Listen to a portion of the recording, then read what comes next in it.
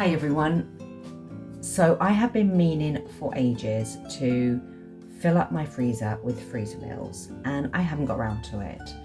Partly because I've just not been very organised, partly because I've not had that much time, and another reason is that my kitchen, as you can see, is very small, and I see these fabulous videos of these brilliant women making 25 freezer meals in one go, and I would love to be able to do that, but I don't have the freezer space all in one go, and also I just don't have the room to prepare that in the kitchen. It's bad enough on Christmas Day with, you know, every pot and pan and space being used up. It wouldn't make a pretty video if I wanted to film it.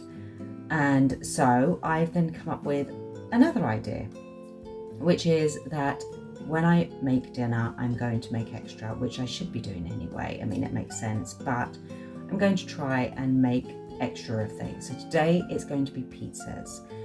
We're going to have pizza for dinner, and I'm going to make a few extra, which I can then freeze.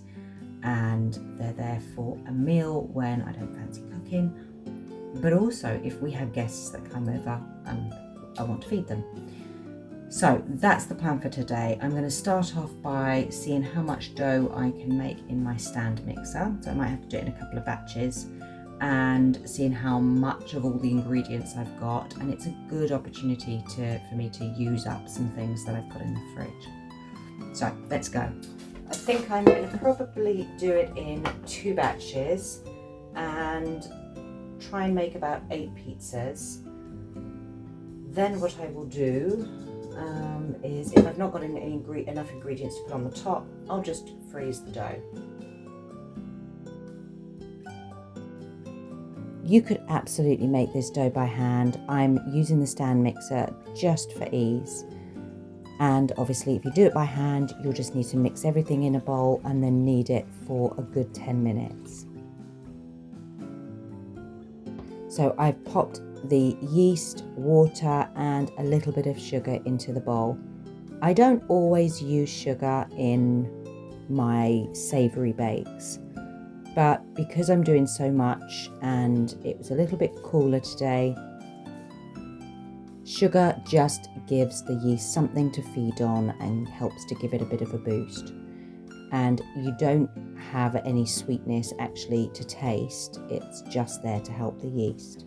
So I added just a little bit of that and then oil, and I'm just giving it a bit of a mix by hand so I don't get flour everywhere when I put it in the mixer.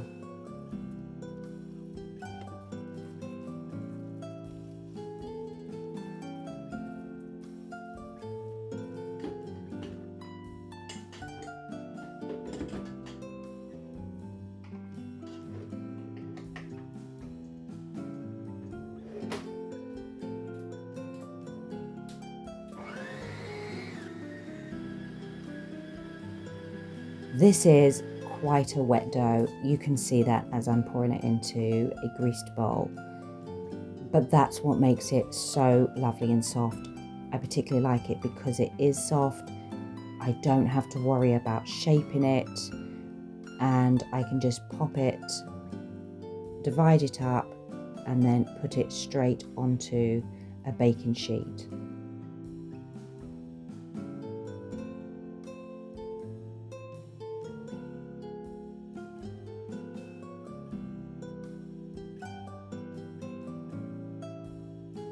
So I quadrupled my recipe so that each batch I made was for 4 pizzas.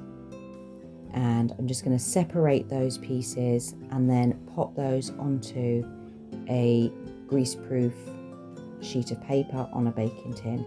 Put a little bit of oil down and a little bit on top of the dough, and then just use your hands to stretch it out. And you can make this as thin or as thick as you want. Just bear in mind when it cooks, it will puff up a little bit and it will be a bit thicker. So whatever you do now, it will be a bit thicker than that later, if that makes sense. The other thing is, if you find it a bit difficult to stretch out, put it aside for 5 minutes just to let the gluten relax, and then that makes it much easier to stretch out.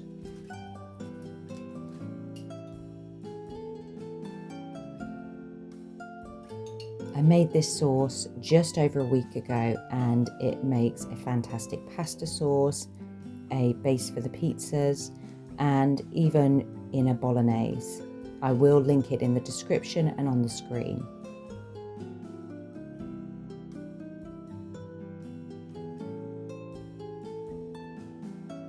This is really the time to get creative with what you put on top of your pizzas.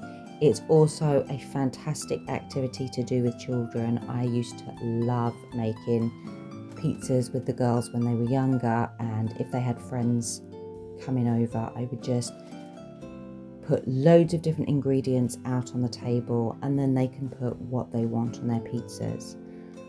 I had some things to use up, so I had a jar of chopped olives or olive slices, which I was able to use up. I had a jar of sun-dried tomatoes, which I wanted to use up. I've also got, obviously, on there some grated mozzarella. And we had breaded chicken from dinner the night before, so I was able to dice that up and put that on top.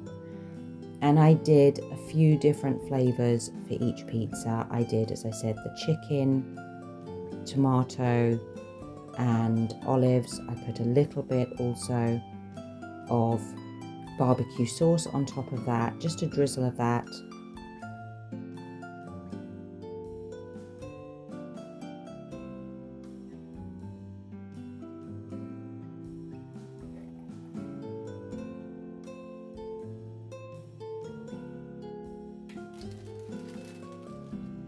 I've just wrapped each one of these in a bit of parchment paper just to freeze them flat in the freezer, and then when they have been frozen I will then individually wrap them up and label them. My freezer has like a tray at the top for ice and things like that, so it's perfect for putting something that I want to freeze flat. And I will probably leave those in for 4 hours, at least 4 or 5 hours, if not overnight.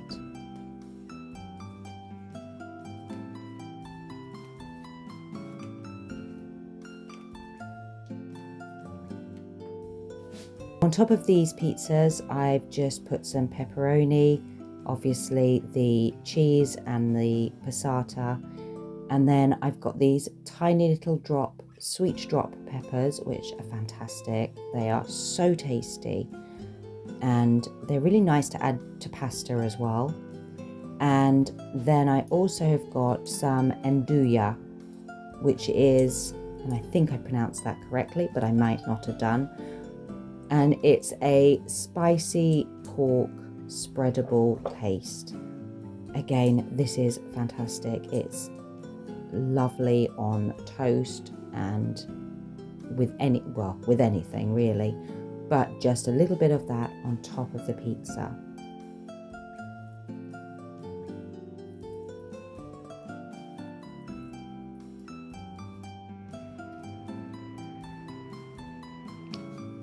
Hi everyone, it's the next day and I've just taken the pizzas out of the freezer. I am going to wrap them up in cling film or plastic wrap to protect them a little bit more, and then pop them in my outside freezer. We actually did use a couple, but that still leaves us with 6 big pizzas.